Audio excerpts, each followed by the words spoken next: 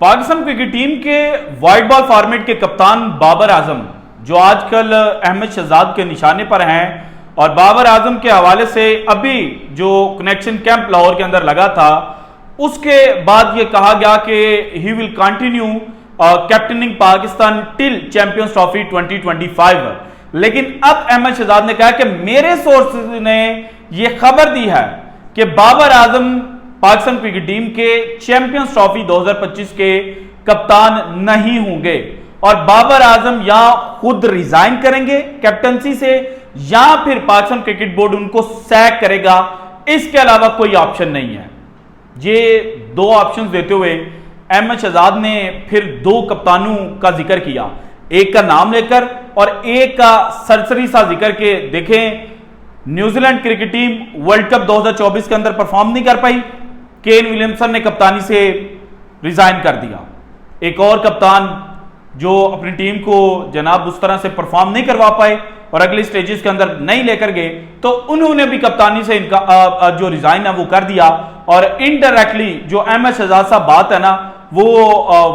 जो श्रीलंकन कप्तान हसरंगा थे उनका जिक्र कर रहे थे।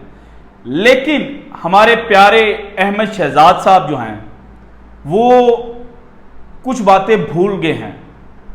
केन विलियमसन की कप्तानी और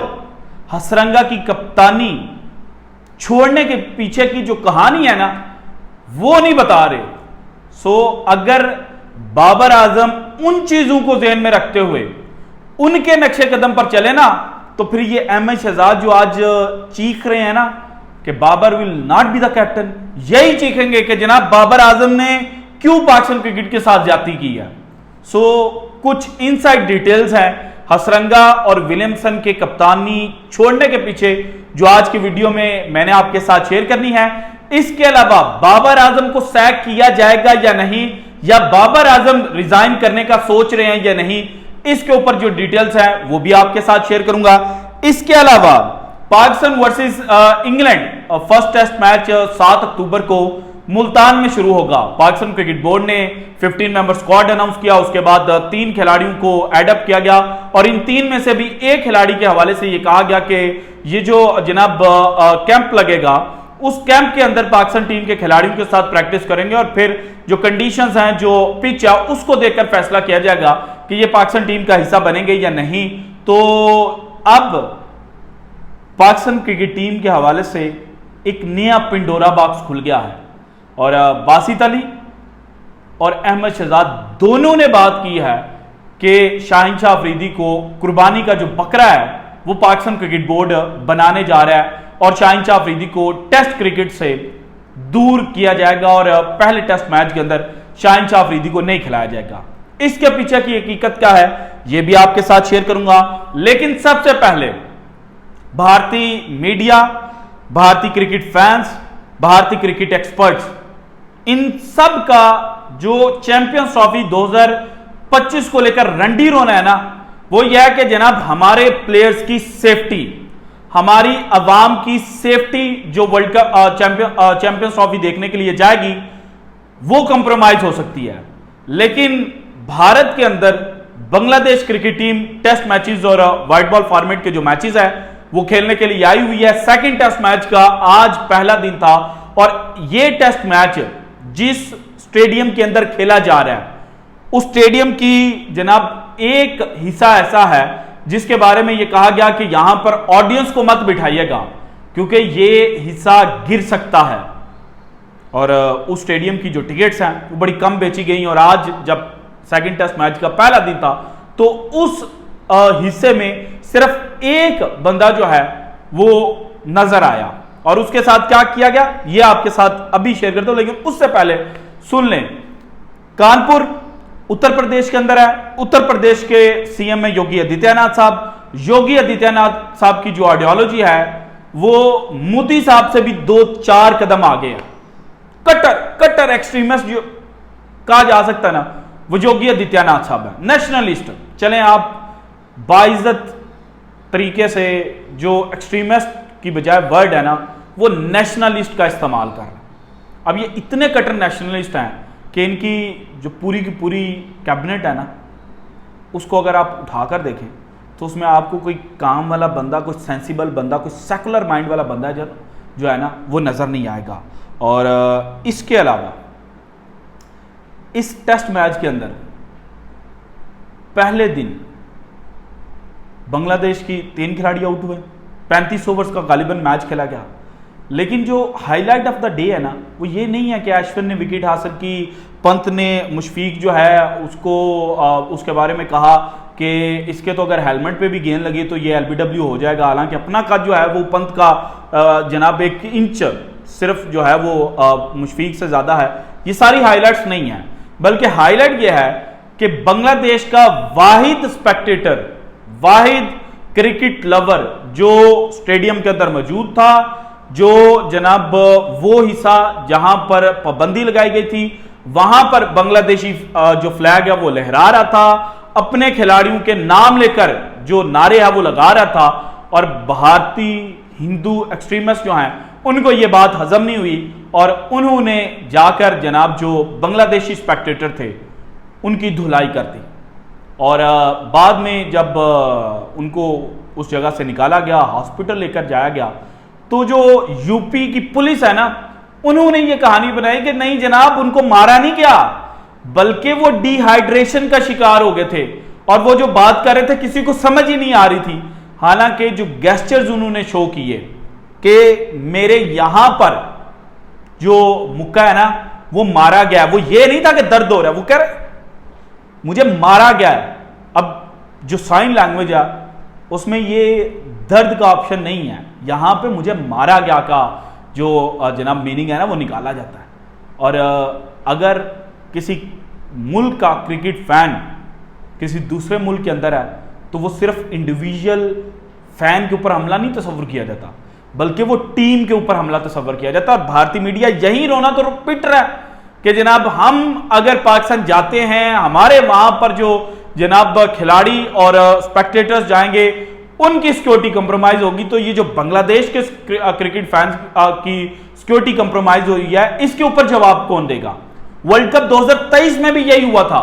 बांग्लादेशी फैन जिसने टाइगर की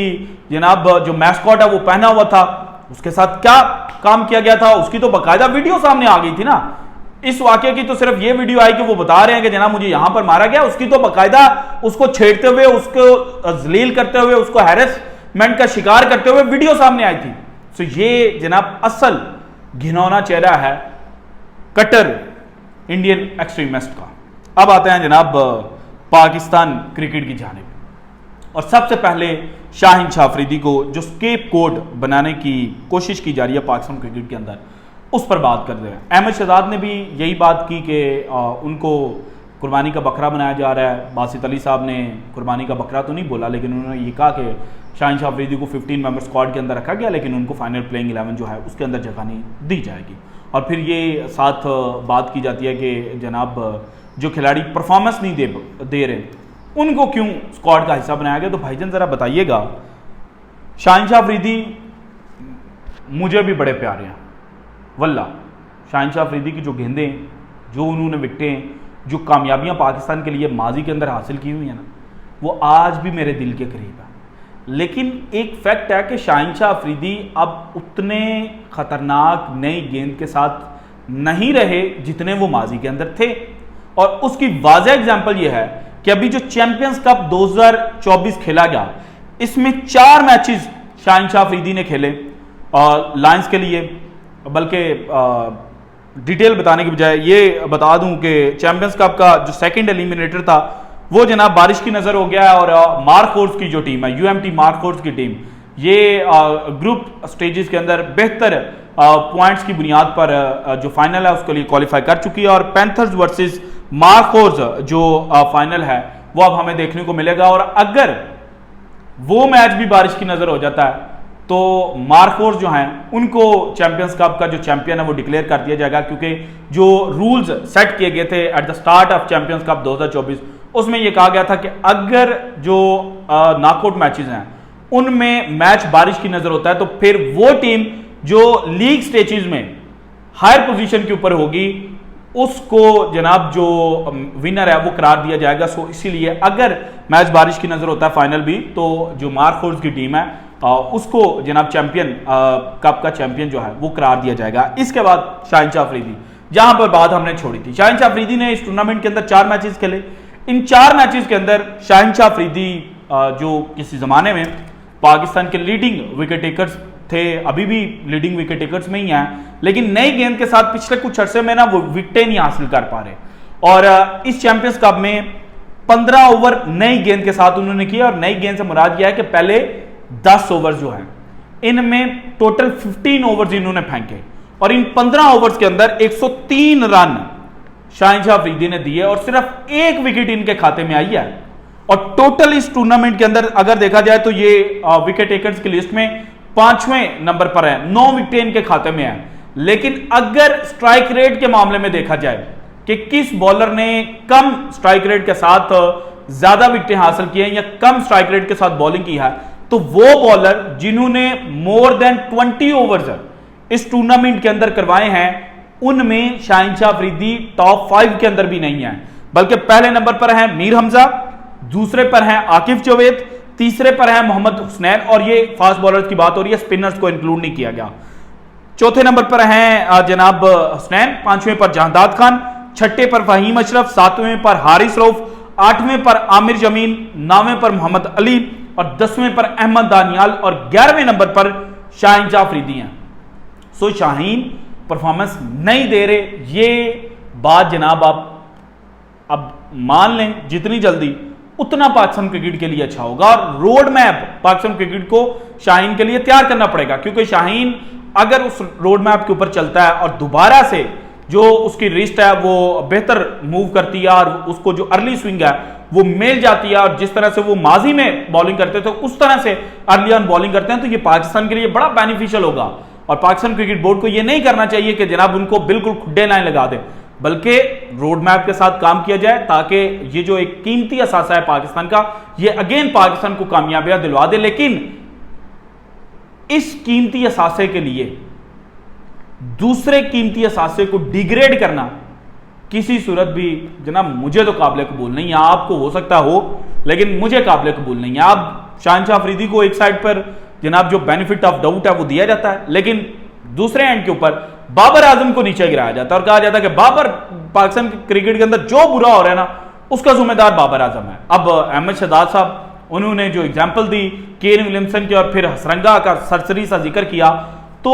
आपको पता है कि केन विलियमसन ने कप्तानी क्यों छोड़ी है? आपने ये बात तो कर दी कि केन विलियमसन ने कप्तानी छोड़ दी, लेकिन साथ ये बात अपनी ऑडियंस को बताएं अगर आपको पता नहीं है, और सुन लें अगली वीडियो के अंदर ये बताइएगा कि केन विलियमसन ने जो सेंट्रल कॉन्ट्रैक्ट है न्यूजीलैंड क्रिकेट बोर्ड की जानिब से जो उनको ऑफर किया जाना था वो रिजेक्ट कर दिया और कहा है कि जनाब मैं फ्रीलांस क्रिकेटर के तौर पर खेलूंगा,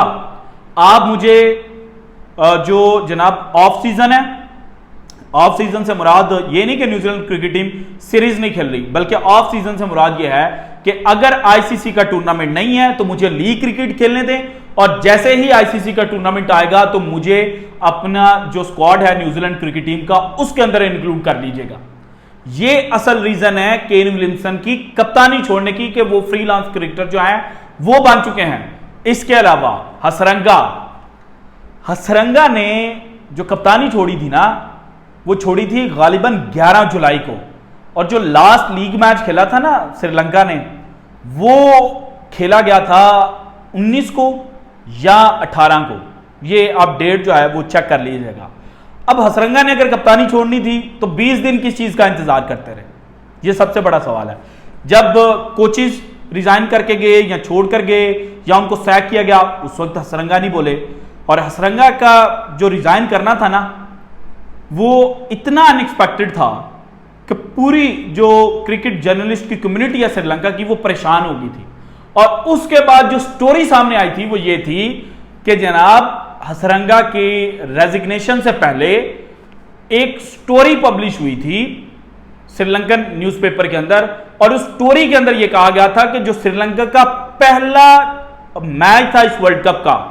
अगेंस्ट साउथ अफ्रीका नासो काउंटी के अंदर, जहां पर श्रीलंका लेस देन 80 के ऊपर आउट हुई थी, उस मैच से पहले की जो रात थी वहां पर श्रीलंकन खिलाड़ी जो हैं